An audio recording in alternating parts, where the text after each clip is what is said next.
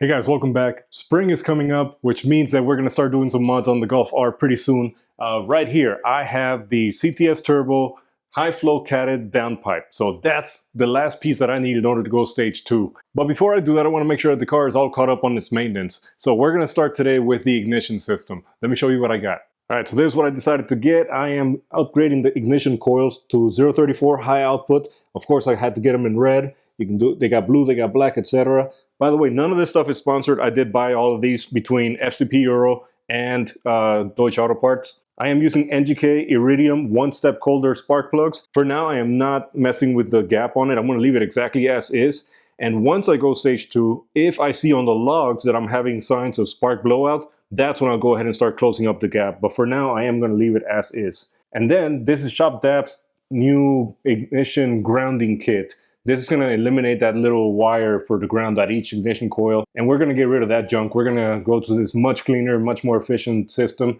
And it's going to have new bolts provided for the ignition coils.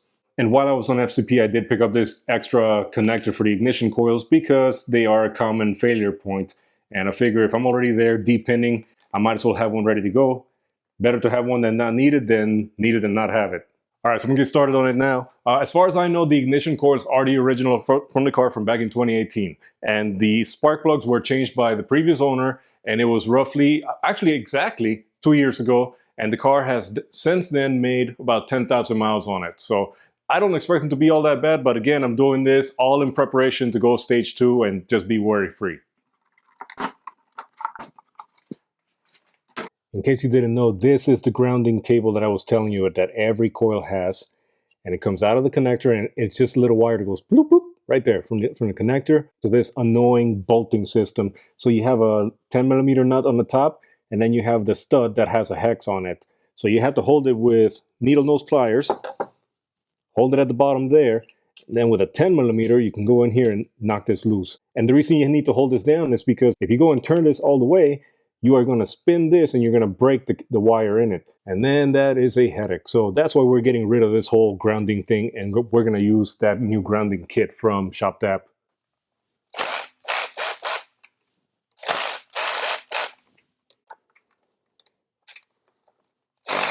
Oh, there you go. There's prime example of why you need to hold that bottom. See, it slipped out of my hand and it already yanked it. So that's why we're getting rid of this crappy system.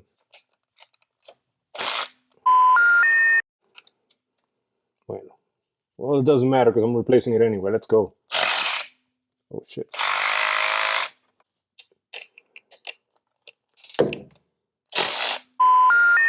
Wow, these things are fused together. Dang it. Let's see. One last chance. Nope, I'm done. Because we have the proper solution for this, I don't care. Goodbye. Done. Fixed.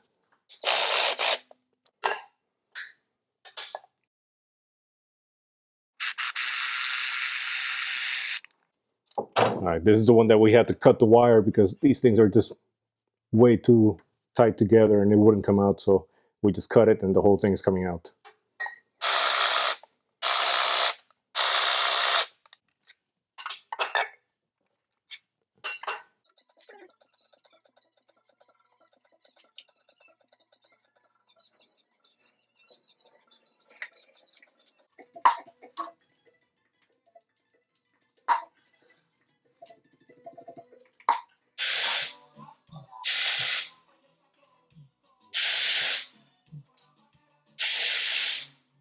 Alright, so the gap on all of these look perfectly fine. There's nothing wrong with these spark plugs. Everything looks good. The heat looks fine. There's no crust on any of them. Alright, so with the ignition coils, everything looks fine. There's nothing, I mean, they're just dusty because they are the originals. They're 8 years old at this point. And again, there's nothing wrong with these. And even when as a matting power, like these stock coils will power up a stage 3, no problem. It's just that I was going to replace them anyway, so I figured while I'm there, if you're going to replace, you might as well upgrade, and that's when the 034 coils come in. They're supposed to have higher output, they have the pretty cool heat sink, so yeah, and obviously it has nothing but good reviews following it, so might as well, they're about the same price for quality coils, so let's just go with it. All right, so you guys saw that I had to cut one of the ground wires because the top nut here would not separate from this here. And as these cars keep getting older, this is going to be a more common occurrence. So this is definitely something I would recommend you guys look into to do this ground harness upgrade from ShopDAP.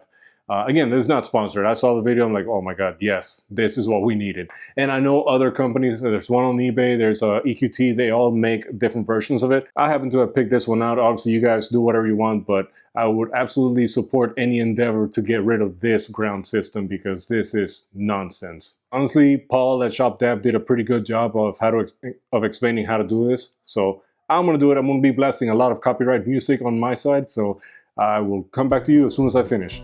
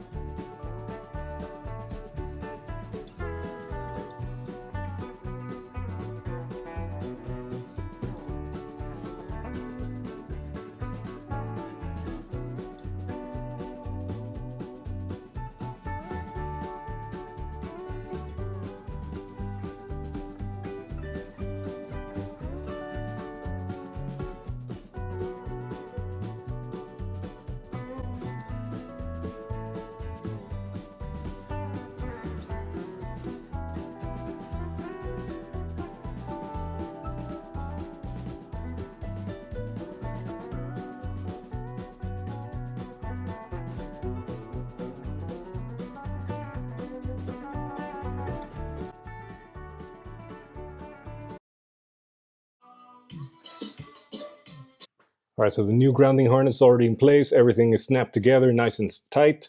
You see I ran the wires inside with the factory harness, and then it all comes here. And I have it grounded under this metal bracket with this Torx bolt here. So everything is good to go. All the slide locks are in place. But now let me just show you something. Look at the condition of these terminals.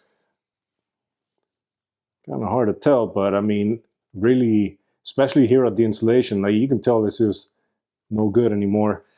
This was definitely going to be giving me problems pretty soon. So I am happy that I did this when I did it. So I definitely recommend you guys to go ahead and upgrade your ground harness for the coils.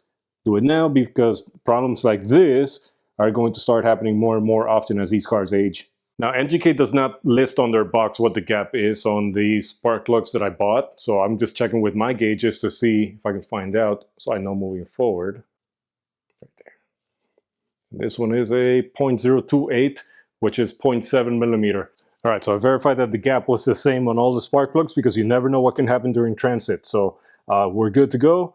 And just a reminder, you do not need to add anti-seize. You actually should not add anti-seize on spark plugs going into an aluminum head because you risk over-torquing it. And good brands like NGK actually have a good nickel plating on this, and that will prevent it from actually corroding onto the cylinder head. You never want to just drop them in there because you never know if you're going to drop it on the electrode, which is going to close up the gap a little bit. So you always want to make sure you get them in nice and smooth. I always start it by hand.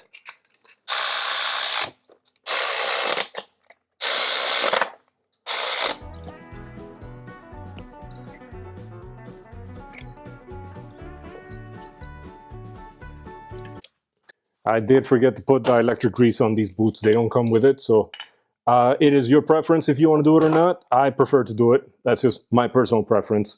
Do as you wish on your car.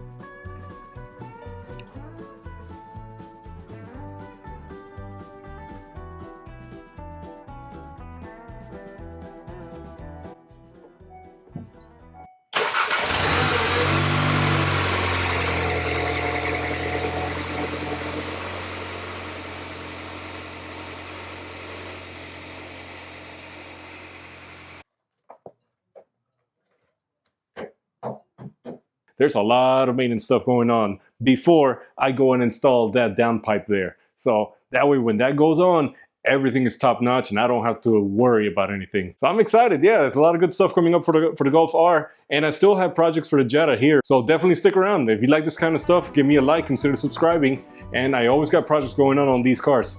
Thank you guys, and I'll see you next time.